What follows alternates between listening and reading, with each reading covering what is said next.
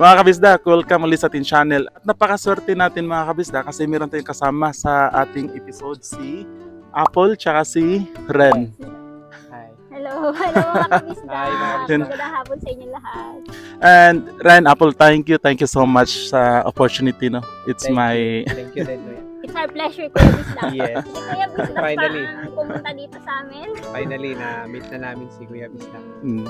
And- Dati, nanonood lang kami ng vlog niya. ano pala mga bago natin simulan yung pintuhan ko kina Ren tsaka kay Apple, please subscribe sa nagva-vlog din si Apple. Meron sa YouTube channel. Ilagay ko yung description, link ng kanyang channel sa description. So support niyo mga kabisdak. Marami kayong matutunan buhay Australia, especially sa mga gustong pumunta dito on a student visa. Saka yung mga couples, Kuya, mga katulad namin, young couple, na nagsisimula, syempre, at nangangarap, di ba? Oh, tama. Actually, di na tayo yan. Oo nga pala, hindi na. Feeling ko lang. Feeling yang lang. Feeling yang lang. Ren, Apple, saan kayo sa Pilipinas? Siya muna. Ako ay from Laguna. Oh, since birth from Laguna. Since birth from Laguna. Laguna. Ako originally from Nueva Ecija ako sa Cabanatuan City. Tapos nung nagtrabaho na ako sa Manila, saka ako nakilala si Apple. So, yun. Nung nagpakasal kami, doon na kami nanirahan sa Line of work niyo sa Pilipinas. Kung okay lang i-share. Oh. So, ako nasa accounting ako. Kasi Accounting. Mula nung unang Nice. trabaho ko doon sa Manila, sa Makati. Hanggang sa, yun, nag-resign and then pumunta dito. Ikaw po? Ako naman, nag-start ako sa admin, manufacturing company, and then may mga side hustle ako na business. Mahilig din kasi ako mag-business sa Pinas. Pero nung bago pumunta dito sa Australia, nag-work ako as online freelancer. Nag-VA ako, and yun, mga side hustle na business, and nag-work din ako as part-time financial advisor sa isang insurance company sa Pilipinas. So basically yung line ko ay sa sales. Ilang years na kayo dito sa Australia? So, bali, dumating kami dito nung 2002, August. August So, 2000. mahigit isang taon na kami dito sa Australia. 2022. 2022. August 2022. Ano yung pathway niyo papunta dito? So, ang naging way namin pupunta rito, yung student visa. Kasi during that time, nung matapos yung COVID-19, matapos yung restrictions ng COVID-19, nag-open yung Australia ng borders, and then parang pina-prioritize nila noon yung processing ng student visa. Na. And then itong misis ko, siya yung talagang nag-research about doon. Kasi nagwo-work siya doon na freelancer. Oo. Talagang nasa computer. Research ako. So ayun. Siya yung laging nagkukwento sa akin about sa mga latest news and updates. Dito sa Australia. Hanggang sa nag-book na siya ng isang consultation. Sa Qualified Education Counselor na taga dito sa Australia. So sabi naman niya, no commitment naman, and lang naman, gusto lang natin malaman kung Actually, tama kasi yung... hindi Australia talaga yung nire-research ko nun Canada. Same. How to migrate in Canada. Pareho Kasi tayo. ang dami ko nakikita mga nagma-migrate sa Canada. Sabi ko, kaya kung kami ni Ren mag-migrate sa Canada. So research ako how to migrate in Canada hanggang sa kung saan ako din nila ni Facebook ng mga group. Doon ko na-discover yung Filipino student in Australia. Yan, and doon ako nag-start. Same tayo. Kasi kami rin sa Canada. Kasi nung nag-research kami dati, parang ang daming story na madaling naging PR sa Canada. Kumpara dito ba, na parang dati, yung dati, ganun. Ayan, interesting. So, buti na lang, masipag mag-research. Ayan, nandito na sila mga kabisdak. Siya talaga yung nag-initiate. Kailangan talaga ng idea. research, kuya Oo. Kasi, ako kasi hindi mo ng tao na hindi ako basta naniniwala agad. Kailangan ko talaga mag-research. Personal research. And then, kapag sure na ako, pag naintindihan ko na, saka ako confirmation na lang. Kaya yung binook namin na consultation, parang sa amin, confirmation na lang yon kung tama ba yung plano. yung naiintindihan namin, 'di ba? Kung ito ba yung applicable sa amin dalawa. Tama nga na kasi yun nga, ako mismo lagi yung sinasabi, DIY, do your own research para hindi ka alam mo yung tamang mga impormasyon. Tama. Nabanggit mo kanina kasi nagkwentuhan kami mga Wisdak before this episode na yung course mo dito is Master of Professional Accounting. Masters in Professional Accounting, which is pareho kay Ami sa misis ko mga kabisdak, MPA at same school din. Same school, yes. King's Own Institute. Yes. So bakit dun yung school na yun? Well, dun sa consultation namin sa agent, nagsabi talaga ako na actually naghahanap kami ng affordable na school kasi alam mo naman medyo magastos talagang mag-study. Siyempre, So nagkataon yung KOI ang may pinakamababang course fee. Mura. And then nung panahon na yon, meron din siyang additional promotion which is parang half ng down payment. Half lang nung usual na down payment. Nice. Ano yun? Yung buong isang semester or half pa nun? Actually, half pa nun. Nice. Dun sa vlog mo kuya, sabi mo ay 5,000 yung binayaran namin. Isang semester. Isang semester. Para makakuha kayo ng enrollment certificate of COE. Yung sa'yo kasi, nasa 7,000 yata yun. 7,000 yung isang semester. Nasa 3,500 something. Yung kalahati pa nun. Kalahati pa nun? Hindi naman. Parang ganun yun eh.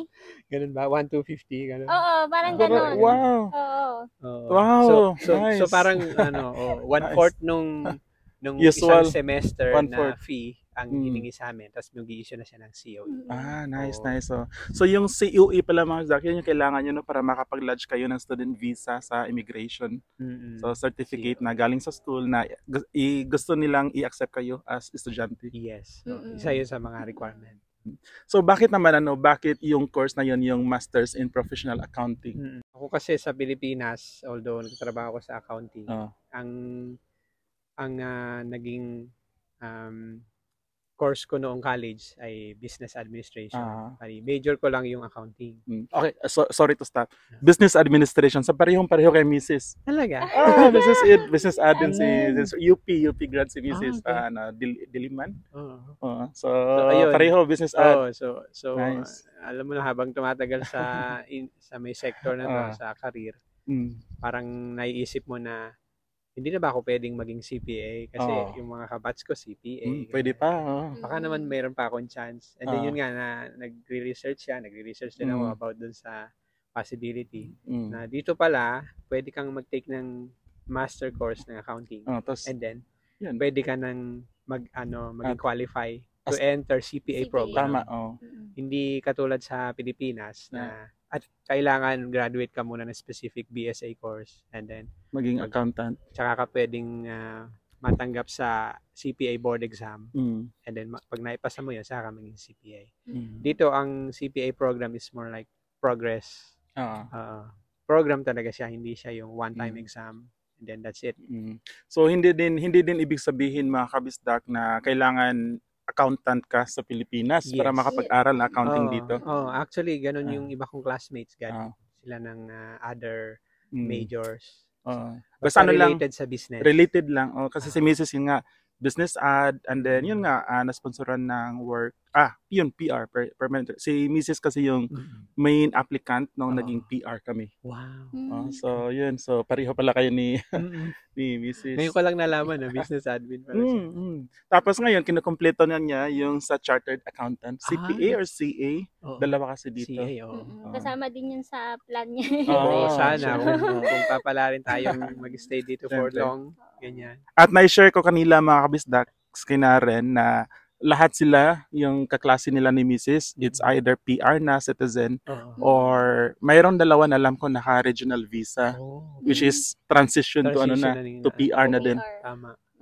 So parang 4 or 5 sa kanila after nag-graduate nung nakuha yung graduate visa, lumipat sa regional.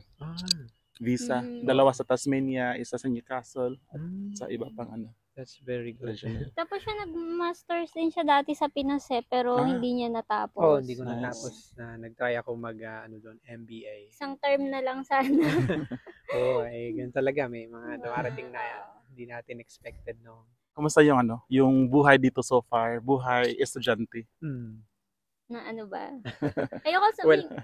Sa experience namin, yun lang yung pwede na i-share. Kasi lagi namin sinasabi, iba-iba talaga yung karanasan natin dito sa Australia. Sa amin, mula nung dumating kami dito nung 2022, naging maganda naman yung naging smooth experience namin.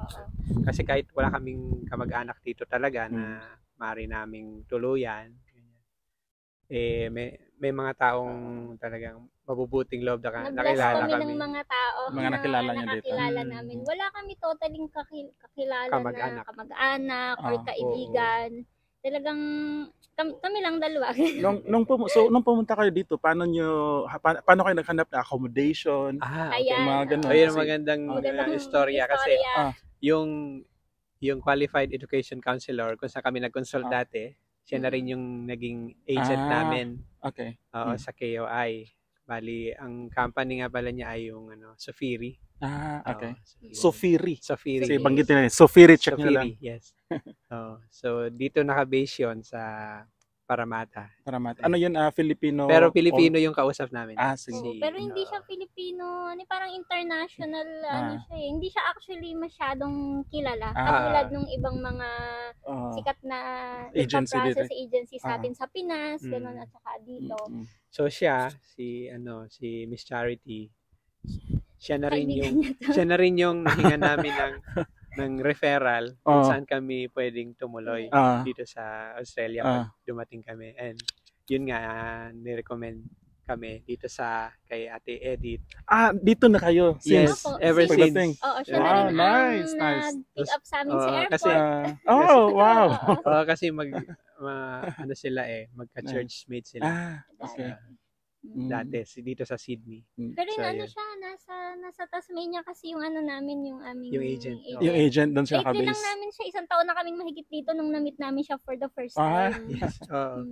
So ayun, siya rin yung tumulong sa amin makahanap ng accommodation pagdating dito. And luckily napunta kami sa napakabait na land homeowner dito sa shout out kay Ate Edith yung kasama yung may-ari ng bahay kung saan sila nakastay mga kabisda. So ano yung nakapag talaga push sa inyo na sige student visa na kasi kahit alam niyo na medyo challenging yung journey kasi merong ibang pathway, di ba? So bakit kayo umuo? Ano yung nakapag-convince? Nung tiningnan namin yung para sa mga 189, yung 190, skilled, yung mga skilled. yung mga ganon. Hindi pa tayo pasok sa ganon yung time na yon. Tsaka that time kasi yung mga offshore applicants hindi priority. Kasi nung nagko-compute kami ng points. Kay point system kasi yung 189, 190. Parang makakahit ng 65 points pero masyadong sa buwan. Tsaka masyadong basic para ma-invite ka sa ganong pathway. So naisip namin siguro timing na rin kasi nga after gusto niya ring mag-upgrade kasi ng qualification niya. Kasi nga hindi niya natapos yung MBA niya. So ayun, naisip namin bakit di natin i-try na mag-student visa kasi yun yung pina-prioritize ng panahon yun. So naisip namin na sige, mag-push tayo ng nasa student isip visa. pa lang namin kasi ang problema lang namin noon, paano natin itutuloy kasi wala kaming funds. So meron yan basta. Wala kaming funds doon noong time na yun. So, pero nandito na kami ngayon. God is good kasi ayun. Kung siguro may mas mataas sa 65 points yung na-estimate ko na points noon, baka nag-apply na rin. Hindi na nag-student visa kung nag-apply na ng straight sa 189 or 190. Kung may opportunity kung may opportunity lang kasi kuya, yun talaga pipiliin namin, 'di ba? Pero yun nga, Dahil wala pa kami doon. Oo. Hindi talaga kaya. Oo. Saka Kami din naman eh. Kaya nga 1 semester lang yung binayaran din namin. Okay. Sobrang hirap. So, ganun naman din yung nasa isip namin. No? So, why not? Subukan mo na natin mag-student visa. Kasi, after mo namang mag-study dito, madadagdagan yung points mo. Diba? So, mas maganda-ganda yung laban mo pag nag-apply ka ng 189, 190. Actually, di ba, as early as of now, pwede na kayo magsabit ng EOI or ano nyo pa? Nag-ipon mo na ng points? Actually, nag-iipon pa kami ng points. Kasi meron pa kaming natuklasan na pwedeng idagdag na points. Si Mrs. dati, ma-share ko lang mga kabisdak, lahat ginawa na namin, pati yung nati. Yung nati. Yun din sinasabi ko din. Kasi kailangan din idagdag yun sa points para tumaas-taas yung points. May listahan na nga kami ng niya eh. Meron siya ng ginawang listahan ng isang araw, 189, 190, 491. Tapos nandun yung mga requirements, saka yung mga points. So, kumbaga may plano na. Sana lang matupad yun. Yan yung maganda din dito. Ang daming choices actually ng programa. Daming options. So, before ko makalimutan, si Mrs. ginawa niya yung NATI.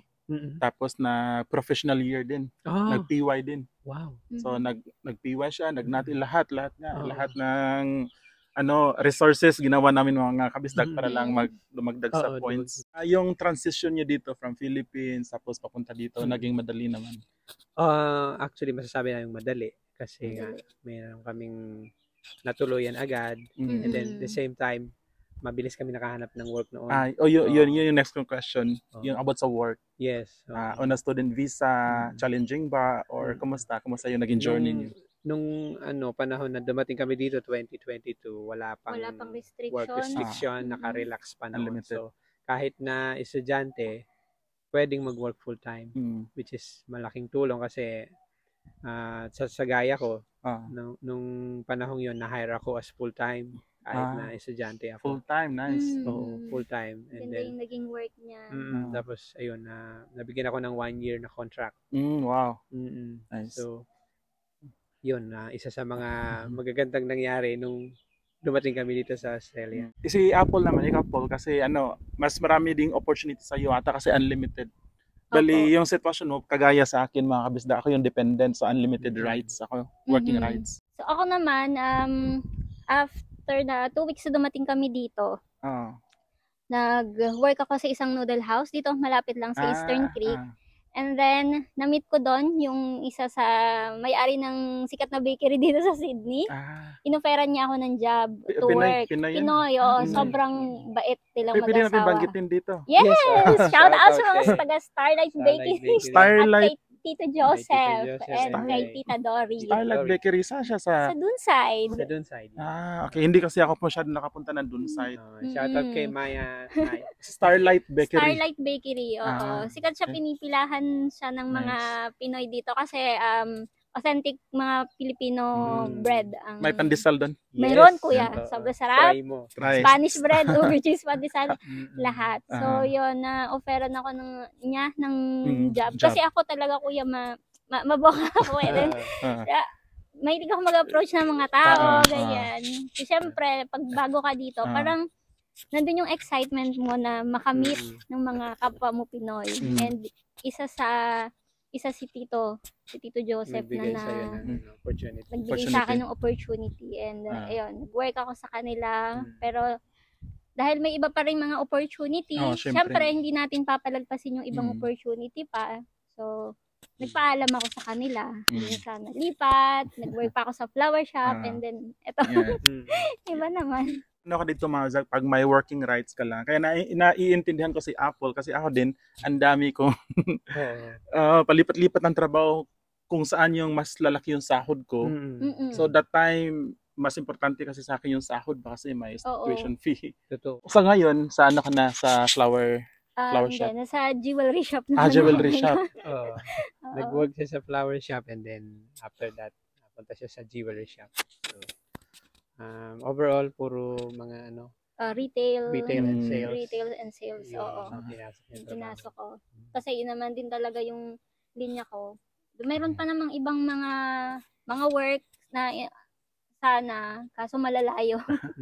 Ano pala mga kabisdak, no, ulitin ko lang, yung estudyante sa kanila si Ren.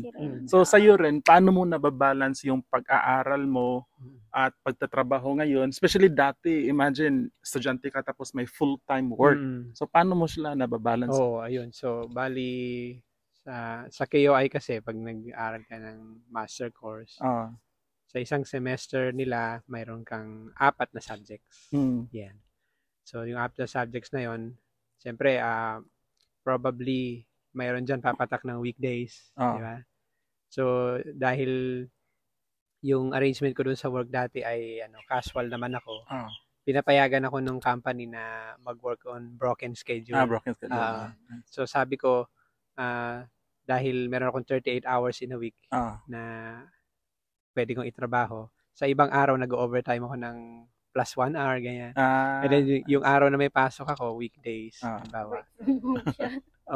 Sinirequest ko na work from home. Tapos, ayun. Ang ganda, no? Kasi naka-estudyante ka nun, meron ka full-time job.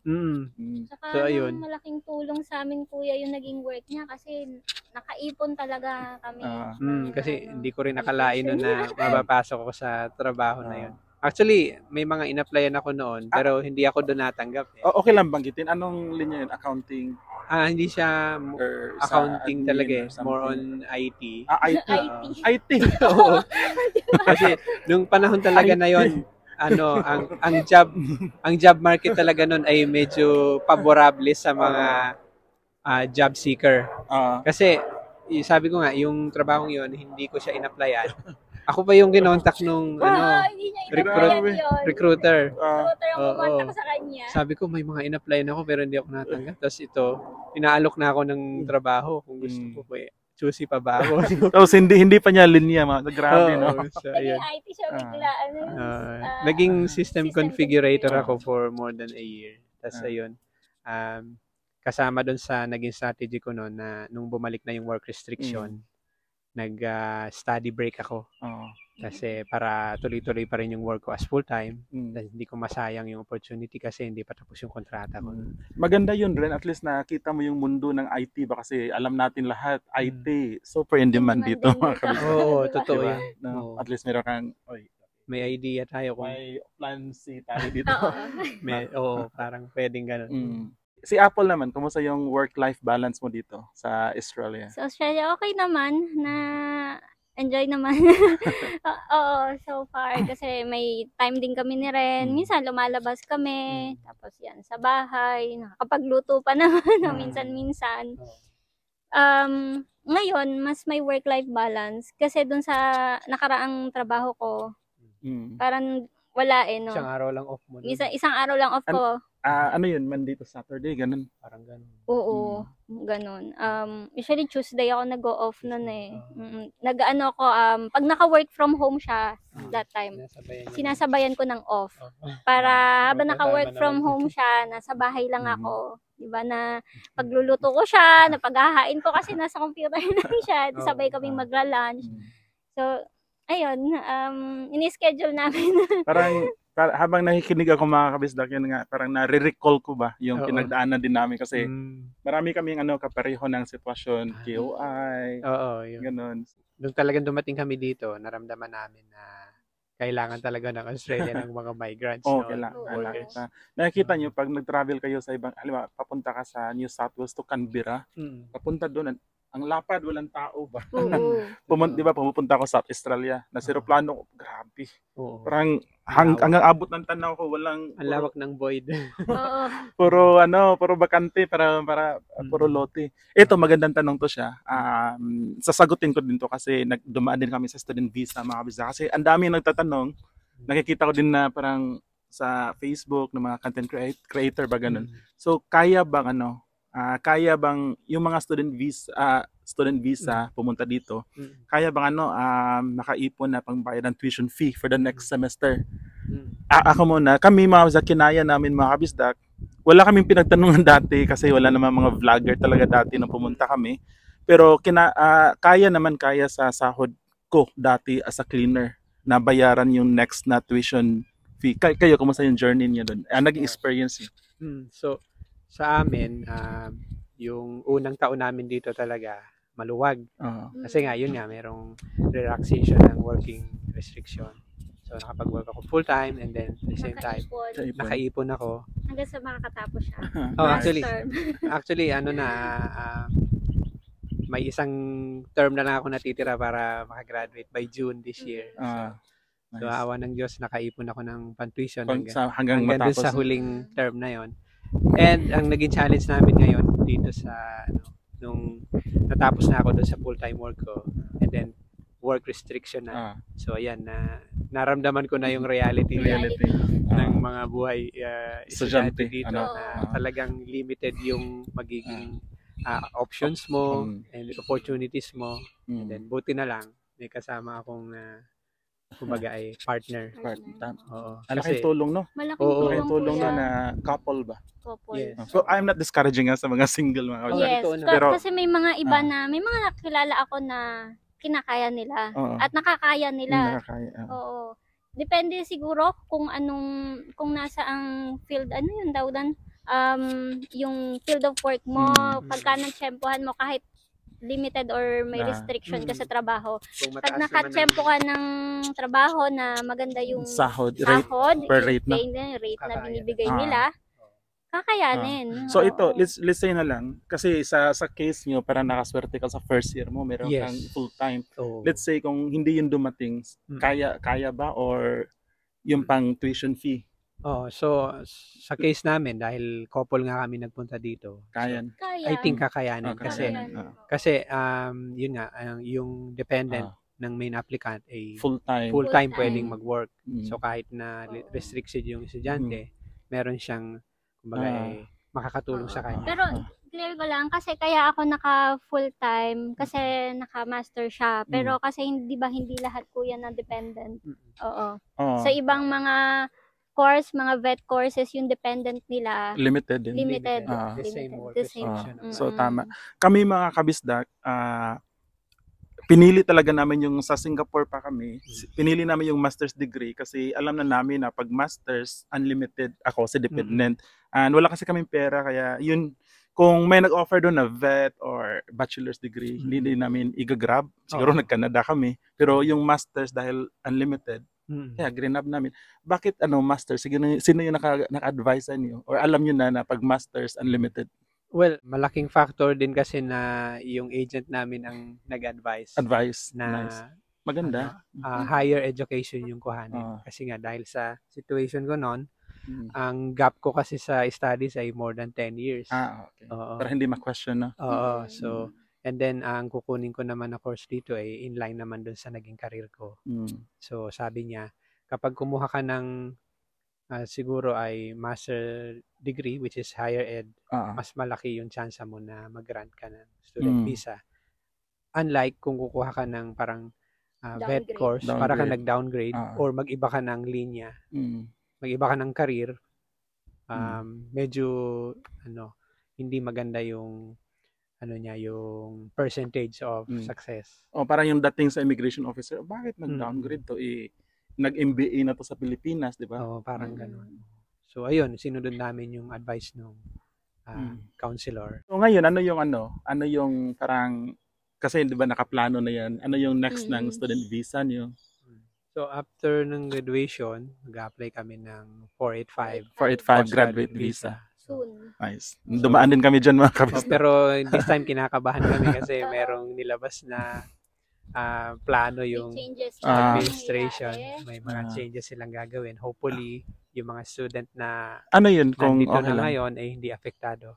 Well, one of the changes ng 485 visa kasi ay gusto nilang limitahan sa up to 35 years old lang yung pwedeng bigyan ng postgraduate visa. Yun yung incoming changes? Yun yung pinopropose. Pinopropose. 38 na siya. So para sa akin na lumagpas na ng 35 years old, medyo kinakabahan tayo doon kasi baka madamay tayo. Pero yun nga, sabi naman nila, yung mga changes naman na yan, hopefully, apply pa rin nila doon sa mga incoming. Hindi doon sa mga nandito na. Graduate, ngayon, student visa, graduate visa, so meron pa kayong mga 3 to 4 years na i-work out. Tapos, ma-share ko lang, yung isa sa kaklase ni Mrs. na naging very good friend na din namin dito, ginawa nila nung pagkatapos ng school sa QI, yun lumipad diretso sa sa Tasmania. Okay. Tapos after a year, yun lumabas yung yung sa 491 ba yun? Yung regional visa. Regional, yes. So ngayon 5 years kasi 5 years yung regional visa before ka maka-apply ng PR. Pero ngayon naka-regional visa sila. That's good. So, yun. Galing. Iba-iba talaga no nagiging iba-iba. kapalaran. Iba-iba. Kasi din sa current situation. Current situation. Tulad ko sa edad ko, siyempre parang may mga fina-factor din tayo na pasok pa ba ako during that time na diba mag-apply tayo for ganun. Kaya ngayon pa lang meron na kami ng plan B, plan C, plan D. Ganun din kami ni Mrs. dati. So ayun, dahil nga yun yung ultimate goal natin, para hindi masayang naman yung opportunity mo dito. So magplano and then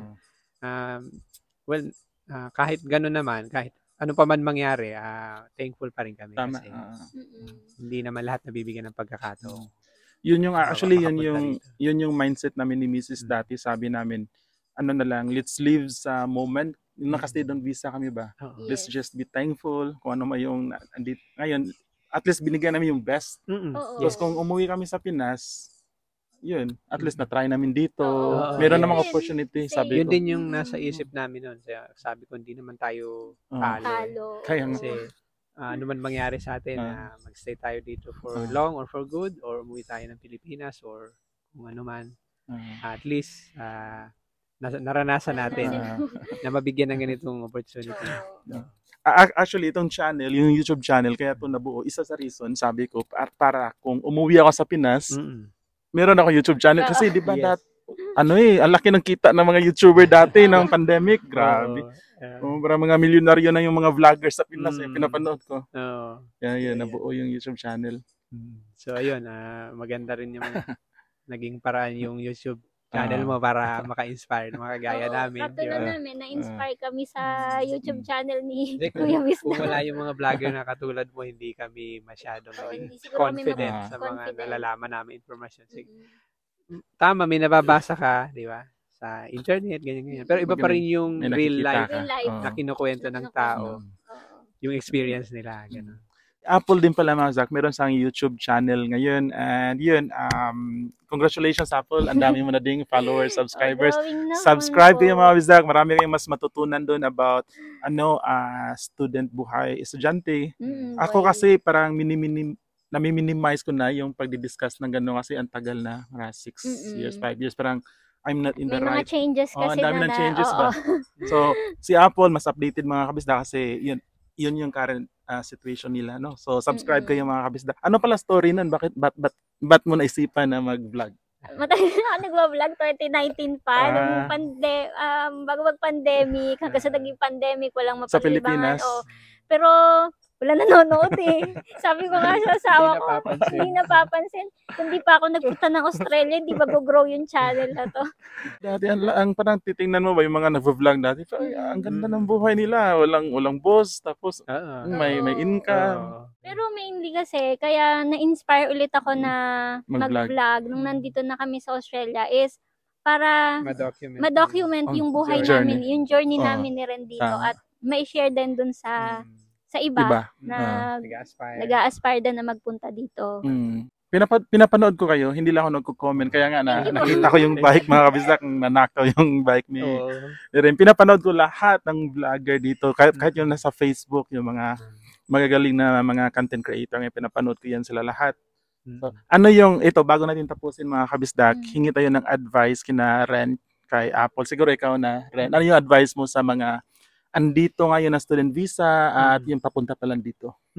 So sa mga nandito ngayon, advice ko lang, laban lang.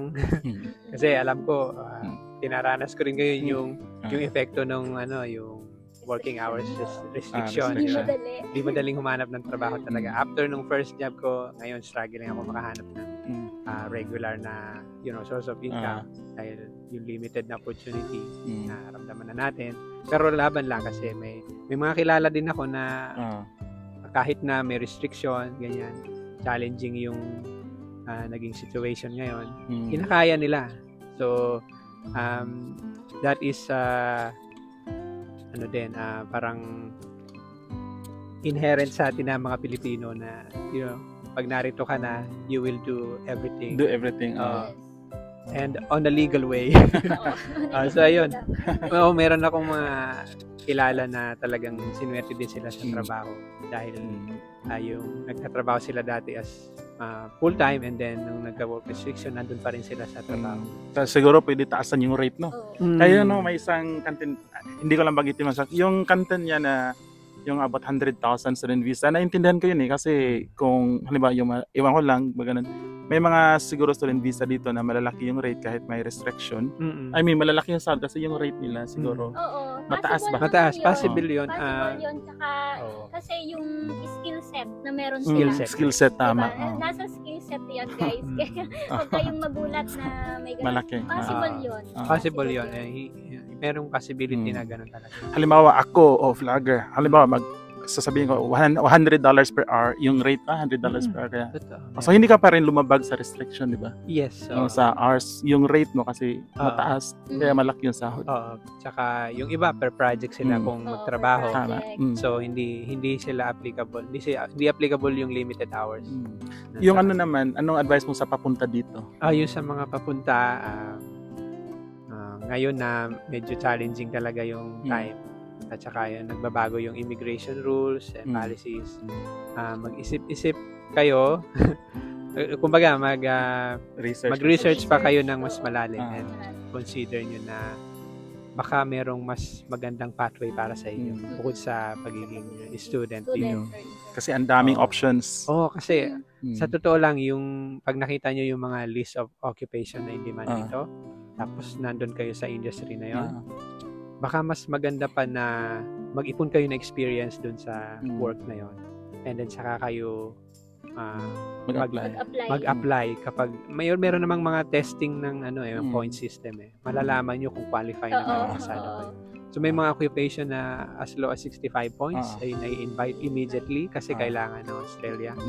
So ayun, mapapayo ko siguro mag-research and then mag-reconsider ng mga options. Kasi sa ngayon, mahirap yung student visa lang yung aasahan mo na pathway papunta dito. Mas maganda yung magiging pathway mo kung working visa na agad yung pupunta mo dito. Si Apple naman, ano yung advice mo sa andito na tsaka papunta dito? Same din sa mga nandito na. Guys, laban lang kayo at magsasalita ako, kuya, bilang isang dependent na isang international student. Ano lang, patuloy nyo lang suportahan ang inyong mga partners. Kasi ako, kuya, kaya talagang sinusuport ko siya kasi naniniwala ako na yung tagumpay niya, tagumpay ko din yun. Kasi couple kami and nag-decide kami na magpunta dito. Mutual yung decision na yun na magpunta dito.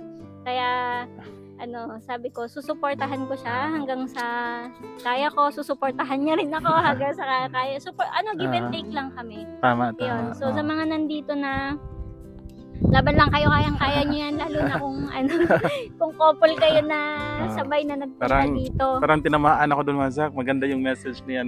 Kasi ako nakikita niyo, Kuya Bisdak, ang galing-galing. Kasi hindi nagsasalita si Mrs. sa vlog, di ba? Pero lahat, kung ano man yung na-achieve ko, Mazak, hindi mangyayari yan kung hindi kay Mrs. no? Yung support niya. Ganun. Sorry. Maganda kasi yung message mo. That's right. Dun sa mga naman, couple din, or sa iba na nagpaplano or aspiring na pumunta dito, yun, nabanggit na niya talagang mag-research muna kayo, i-consider yung ibang options. Meron yan. Meron. Kung titingnan nyo yung website ng immigration, napakaraming subclass ng visa. Di ba? Ang dami. Tama.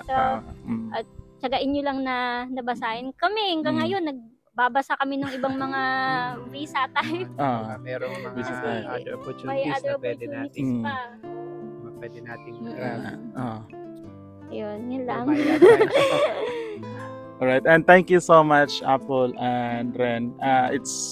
Sobrang sarap kasi it made me, parang it made me humble humbling itong experience na to. Kasi parang nakikita mo yung dati nyo. Dati, oo. Kasi iba, I have to admit, parang iba na yung, parang naging, ma-experience nyo din lahat ng mga naka-student, no? Parang naging iba na mga business. I imagine that, ngayon, nag-fishing na ako. Which is, kung naka-student visa ako, hindi ko gagawin mga kasi delikado.